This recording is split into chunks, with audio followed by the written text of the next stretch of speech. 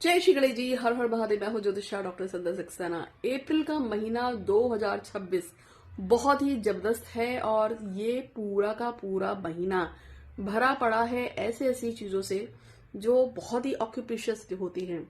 अगर आप बात करेंगे तो अभी 2 अप्रैल को भगवान हनुमान जी का जन्मदिन था, तो वही 2 अप्रैल को भगवान चित्रगुप्त महाराज जी का भी जन्मदिन था। लेकिन इसी में अभी हम देख रहे हैं कि 25 अप्रैल को माता सीता का भी प्रकट उत्सव मनाया जाएगा। 25 अप्रैल को देवी सीता का दिन है।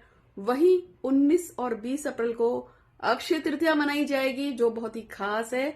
और एक और चीज है कि इसमें गंगा माँ की जयंती यानी कि माता गंगा का जो प्रकट उत्सव है वो भी मनाया जाएगा। मैं पंचांग देख के बता रही हूँ, जो कि 23 अप्रैल को मनाया जाएगा। 23 अप्रैल को गंगा माँ की जो है जो मनाया जाता है वो मनाया जाएगा। और फिर 21 अप्रैल को आदि शंकराचार्य जी का भी जन्म मनाया जाएगा। इतने सारी चीजें हैं, जिसमें हनुमान जयंती 2 अप्रैल की थी। फिर 19 अप्रैल को अक्षय तृतीया आएगी, जिसमें भगवान परशुराम का जन्मदिन होता है। कहते हैं उस दिन कुछ भी करो उसका फल जरूर मिलता है। फिर शंकराचार्य जयंती जी है जो 21 अप्रैल को बनेगी। और फिर गंगा जयंती 23 अप्रैल को बनेगी।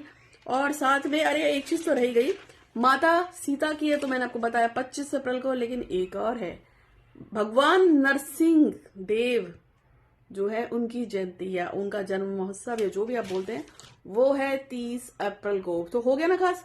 ये पूरा महीना खास है तो आपको लगे रहना है। अच्छा, इन सभी चीजों में आपको बता देती हूँ कि कहते हैं कि कोई भी पवित्र दिन आता है, चाहे किसी भगवान का जन्मदिन हो या कोई खास वजह हो, कुछ भी कोई भी पूजा पाठ अनुष्ठान अगर आप उस समय ऐसा करते हैं जो आपको बहुत ज्यादा बेनिफिट मिलता है और बहुत सारे लोग खास तौर पे पूजा कराते हैं।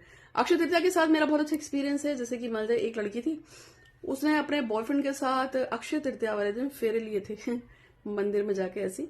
और वो एक्चुअल में रिचुअल हम नहीं कराया था अपने वहां से, हम ऑनलाइन वीडियो कॉलिंग पे हमने उसकी अक्षय तृतीया पे उसके बॉयफ्रेंड के साथ शादी करवा दी थी। उसके बाद उस लड़के की 4 जगह शादी जुड़ी पर कहीं फिक्स नहीं हो पाई। लड़की की भी कई जगह शादी जुड़ी पर फिक्स नहीं पाई। फाइनली उन दोनों की आपस में ही शादी लगी। तो ये है अक्षय तृतीया का खास, क्योंकि कहते हैं कि अक्षय तृतीया पे जो शादी होती है उनका क्षय नहीं होता, यानी कि खत्म नहीं होता। इसी तरह से अक्षय तृतीया पे आप कोई पुण्य करे, पूजा करे, पाठ करे, अनुष्ठान करे, कोई दान करे, कोई मंत्र करे, कोई जाप करे, किसी को कुछ दे, तो वो आपको रिटर्न में उतना ही ज्यादा आता है। लेकिन जितना ये पॉजिटिव है उतना नेगेटिव भी है। यानी कि यदि आप किसी को कर्ज करेंगे, किसी के लिए बुरा बोलेंगे, किसी को उल्टा सीधा बोलेंगे, तो वो भी रिटर्न होके ही आपके पास उतना ही बढ़ के आता है। इसलिए कोशिश करना चाहिए कि 19 अप्रैल को तो भैया मुंह पे टिप लगा लो उस दिन किसी को गाली मत दो, उल्टा सीधा मत बोलो, क्योंकि कहते हैं अक्षय तृतीया में कोई भी कर्म करोगे उसका फल जरूर प्राप्त होगा। अगर आप सोना दान कर रहे हैं तो आपको सोने की प्राप्ति होगी। चांदी का किसी को दान कर रहे हैं तो चांदी मिलेगी भर भर के, मतलब डबल रिटर्न होता है। और अगर आप किसी को अन्न का दान कर रहे हैं, जैसे चावल, आटा, दाल, कुछ भी, तो वो भी आपको बल्क में रिटर्न होगा। आपके घर में कभी कोई भूखा नहीं रहेगा, आपके वहां हमेशा पैसे का भंडार रहेगा। अगर आप जो है किसी को कुछ और दान कर रहे हैं या आप कोई मंत्र जाप कर रहे हैं, जैसे आपको और दिन में आप भगवान गणेश की पूजा करते हैं, ओम गंग गणपति नमः का जाप कर रहे हैं, भगवान मान जाओ, भगवान मान जाओ। लेकिन अक्षय तृतीया वाले दिन अगर आप भगवान गणेश का ओम गंग गणपति नमः का जाप कर रहे हैं तो वो आपको 100% बहुत सारा रिटर्न देगा और बहुत ज्यादा आपको फायदा देगा। आप किसी मंत्र को जाप कीजिए, आपको पक्का उसकी सिद्धि मिलेगी। आप देवी को, देवता को, भगवान को, आपको जो समझ में आता है आप उसके लिए आप कर सकते हैं। अक्षय तृतीया का बहुत विशेष महत्व है। और अक्षय तृतीया में हमने जब भी किसी की पूजा पाठ कराई है ऑनलाइन, तो उसको रिजल्ट मिलता ही मिलता है। अक्षय तृतीया पे हमारे पास हर साल, मैं पिछले 12-13 साल से इस फील्ड में हूं और काम कर रही हूं, तो हर साल अक्षय तृतीया पे जितने भी लोग पूजा कराते हैं, जैसे एक गर्ग जी थे, उन्होंने उनकी लड़की का कहीं अफेयर हो गया था, वो नहीं चाहते थे उनकी बेटी का वहां लव रिलेशनशिप बने, तो उन्होंने अक्षय तृतीया पे पूजा करी थी और मन्नत मांगी थी हमारी संस्था से कि भाई मेरी लड़की की उसकी जो शादी है ना हमारी इच्छा से हो, वहां वो उसको छोड़ दे, तो वो काम हो गया। गवर्नमेंट जॉब के लिए कई लोगों ने अक्षय तृतीया पे पूजा कराई है, रिलेशनशिप के लिए कराई है। तो अक्षय तृतीया पे बहुत सारे लोग हमसे पूजा कराते हैं और हम उनकी पूजा करवाते ही हैं। तो भी लोग अलग अलग अक्षय तृतीया पे मैंने जैसे आपको बताया, और इस साल भी हर साल की तरह बहुत सारे लोग पूजा पाठ के लिए मैसेजेस कर रहे हैं, तो हम हर साल की तरह इस बार भी पूजा कराएंगे। तो आज जो है मैंने अक्षय तृतीया के बारे में आपको बहुत कुछ बता दिया है।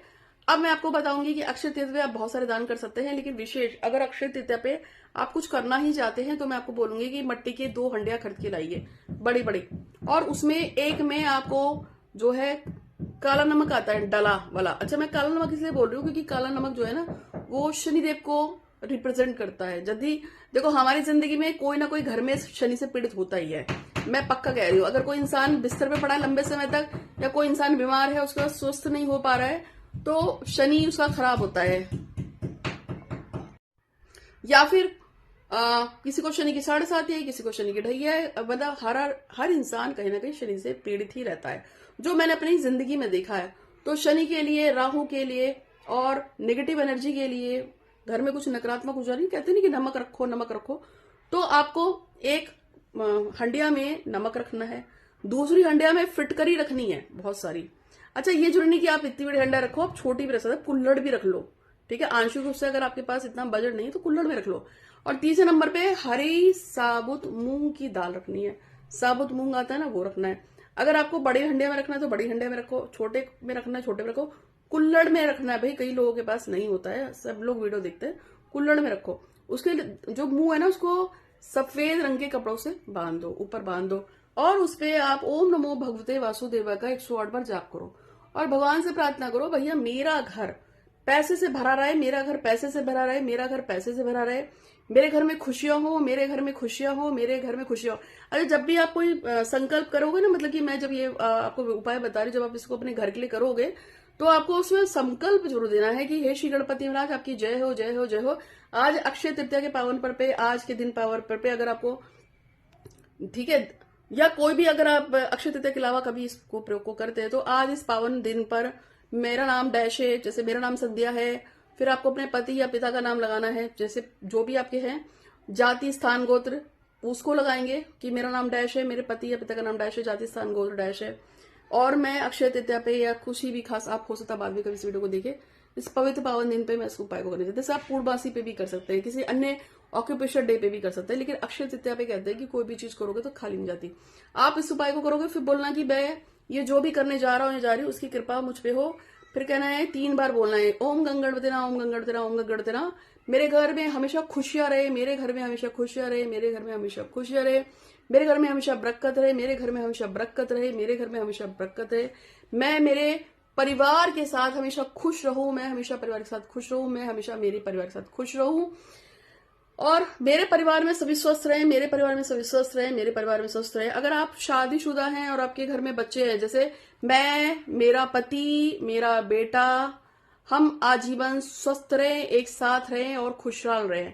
मैं, मेरा पति, मेरा बेटा, हम सब आजीवन स्वस्थ रहें, खुशहाल रहें, साथ रहें। मैं, मेरा पति, मेरा बेटा, हम सब आजीवन स्वस्थ रहें, खुशहाल रहें, एक साथ रहें। इसी तरह से आपकी जो भी है, आप बच्चे, बेटी, बेटा, बहू, सब लोग साथ रहे, जो भी आपको बोलना है।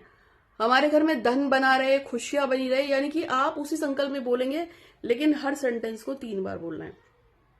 अगर आप किसी और चीज, मेरे घर की सारी बीमारियां, नहीं बीमारी नहीं, उल्टा नहीं बोलना, सीधा बोलना, मेरे घर में सब स्वस्थ हैं, सब स्वस्थ हैं, सब स्वस्थ है, मेरे घर में सब खुशहाल है, सब खुशहाल है, सब खुशहाल है, मेरे घर में प्रचुर धन है, बहुत पैसा है, बहुत पैसा है, बहुत पैसा है। तो ये क्या है ना कि मूंग का हरा मूंग धन को जोड़ेगा, फिटकरी नजर बाधा दोष को खत्म करेगी, और काला नमक जो है डले वाला, वो आपके घर की कोई भी ग्रहों से संबंधित समस्या होगा उसको दूर करेगा। या किसी ने कुछ करवा दिया होगा ना तो उसको भी दूर करेगा। ये छोटा सा प्रयोग जब आप इसको करेंगे, उसके बाद आपको उसको छुपा के किचन में कहीं जाके छुपा दो, ठीक है। फिर देखो आपके घर में पैसे का भंडार लगेगा और आपके घर में सब कुछ अच्छा हो जाएगा। और जब आपके पास 6 महीने हो जाएंगे तो आप इसको ऐसे कैसे एज इट किसी पानी वाली जगह पे बहा के आ जाएगा, और फिर दिवाली के टाइम पे फिर नया बना लेना, जिस दिन धनतेरस होगा, अक्षय तृतीया फिर डायरेक्ट धनतेरस पे आप इसको मार लेंगे।